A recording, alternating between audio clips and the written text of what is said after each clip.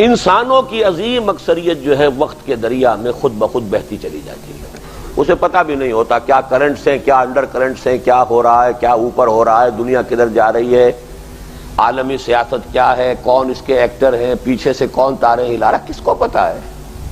بابا اپنی روٹی، اپنا دھندا، اپنا گھر، اپنے مسائل، اس سے آگے کسی کو فرصت نہیں۔ عالمی حالات کیا ہیں، کدھر جا رہی ہے دنیا، اس کی بہت کم لوگوں کو شعور ہے اس کا۔ صاحب شعور و ادراک لوگ بہت کم، ان میں بھی جنہیں کو شعور اور ادراک ہو جاتا ہے عالمی حالات کا یا بین الاقوامی حالات کا، ان میں کم ہیں جو تجزیہ کر کے بتا سکیں کہ اصل کیا ہے معاملہ۔ پیچھے نظر تو آ رہا ہے، یہ ہو رہا ہے، یہ نیو ورلڈ آرڈر تو چلا آ رہا ہے، آندھی تو اٹھی ہوئی ہے، آ رہی ہے، یہ ہے کیا، اس کے پس منظر کیا ہے، اس کا اسباب کیا ہے۔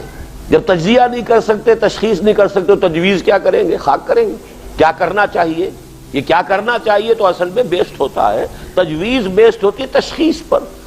پہلے کوئی حکیم یا ڈاکٹر معالج تشخیص کرتا ہے، ڈائگنوز کرتا ہے، پھر پرسکرائب کرے گا کہ یہ اس کا علاج ہے۔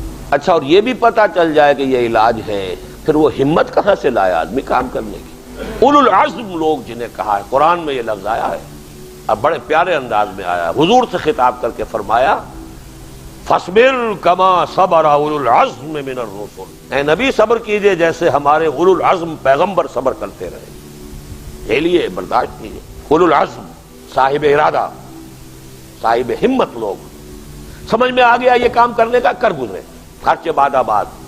یہ تو یوں سمجھیے آٹے میں نمک کی بھی کوئی نہ کوئی ریشو ہوتی ہے، بہت کم ہوتے ہیں۔ اللہ تعالیٰ مجھے اور آپ کی اس کی توفیق دے۔